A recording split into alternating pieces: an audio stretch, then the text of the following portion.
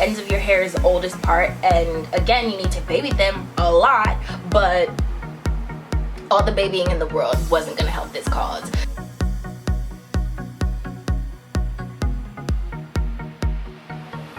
Hi guys, welcome back to my channel. My name is Evani, and this video is going to be all about my doubly chemically processed hair.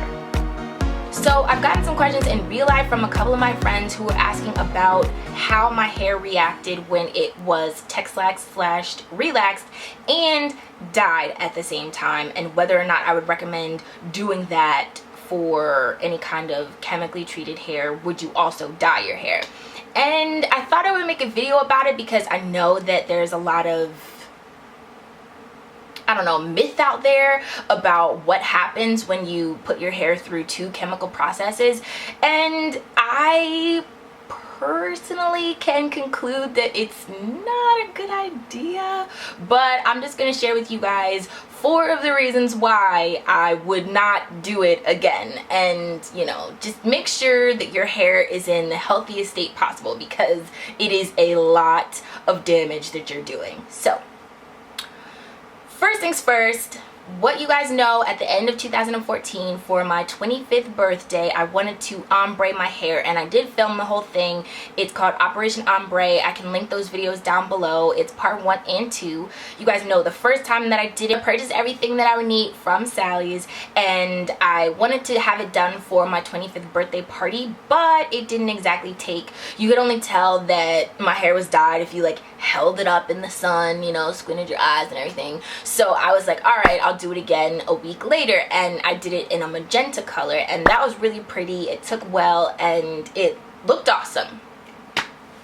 But the first problem I noticed, well, let's go back. So I was still transitioning to fully Texlaxed at the time, so there were still ends of my hair that were bone straight relaxed and not Texlaxed. But for the most part, my hair was mostly Texlaxed. I was like, it's okay if I dye my hair and it starts to become dry and brittle, because I'm gonna cut it all off anyway, and I actually had mentioned that in the video. But the first thing I noticed from dyeing my hair was that, one, it is extremely drying. Now, I did just say, obviously, I did the process twice in 2 weeks. Well, twice in like 1 week, basically. But it's so drying. Like, the ends of my hair had already been through the Texlaxing relaxing process, okay? So it's already the oldest part of my hair, and it's already dry. You know, you need to baby your ends if you want to see any kind of length retention. But putting hair dye on top of it made it so dry. I think I assumed it was going to be dry, but not as dry as it actually was in real life. I don't think there was any kind of babying or maintenance that I could have done to my hair to get it to be moisturized. Literally, unless it was soaking, like literally dip my hair in coconut oil or dip it in any kind of oil and leave it in there. That's the only way it was gonna stay moisturized. So other than that, it just soaked it right up, and it was right back to being dry. So yes, very damaged hair shafts, and it was extremely dry. So if your hair is doubly chemically processed, just know it's going to be drier probably than anything you've ever experienced before. And I mean drier than natural hair. Y'all, like, it was so dry. I did not know. I wasn't ready. Number 2, the second thing that I noticed is that it was breaking off. So anytime I would blow dry and straighten my hair, I noticed a significant amount of breakage. And I'm saying this because I think the blow drying straightening process claims a lot of hairs in general. It will, like, you will have some kind of breakage from doing that. But I noticed that it was mostly on the dyed parts of my hair, because, you know, like the hairball at the end of the whole process, it would have like mostly like red and like magenta colored strands in there. I was like, oh, okay. And they would be the length of the hair that was actually dyed. So I knew it was a whole lot of breakage due to the dye. but that just comes with it being extremely dry. So there's no way that I could like baby my ends to the point where I could keep the hair attached. It would literally just break off at the line of demarcation between my natural hair color and my dyed hair color.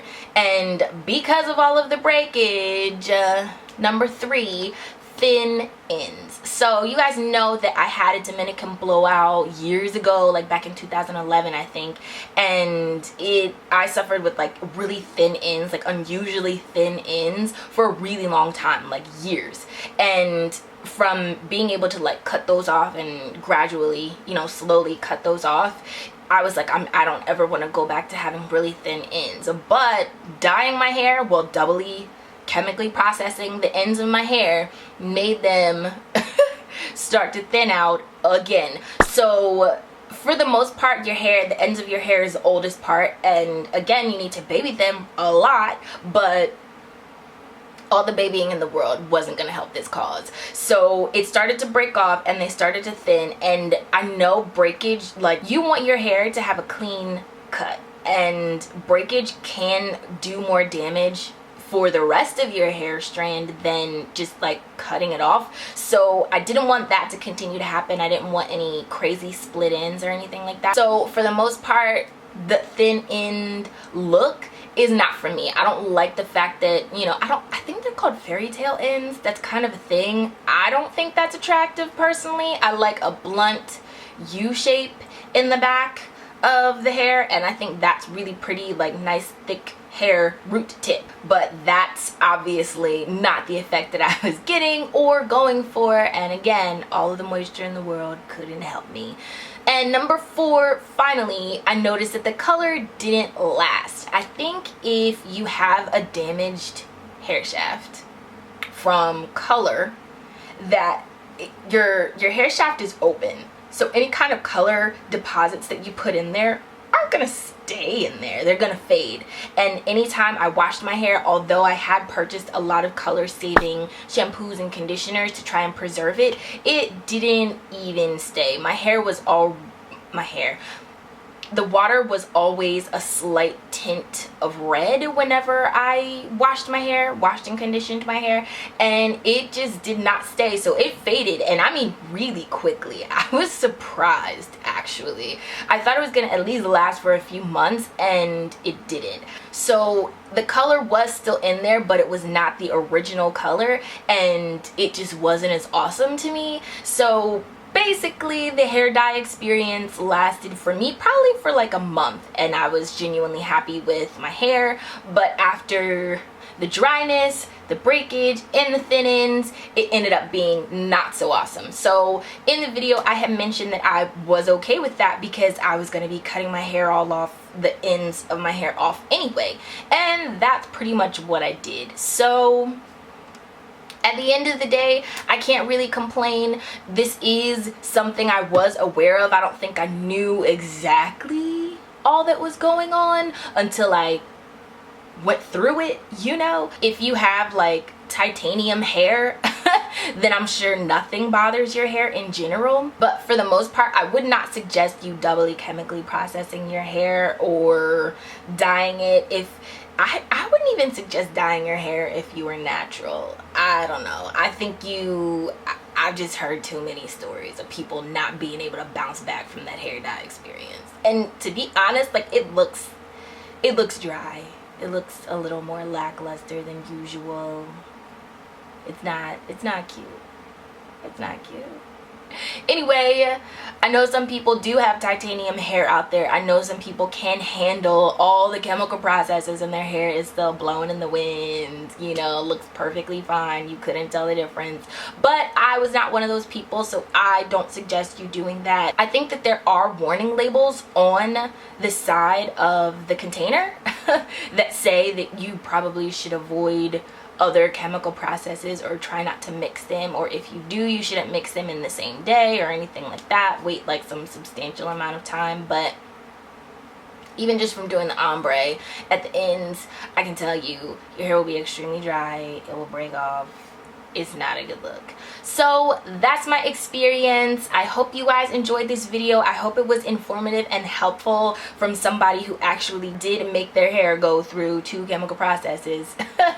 I think a lot of times you just get that itch to do something different with your hair besides cut it. So hair dye is something fun to play with and definitely something to experiment with, but at the end of the day is still pretty damaging. So give this video a thumbs up if you found it helpful. Comment down below what your experiences are, if you've dyed your natural hair and have been able to bounce back, if you've dyed your relaxed hair and you haven't been able to bounce back, if I'm the only one, I don't know, y'all. And subscribe to my world for more hair videos down below, and I will see you all in the next one.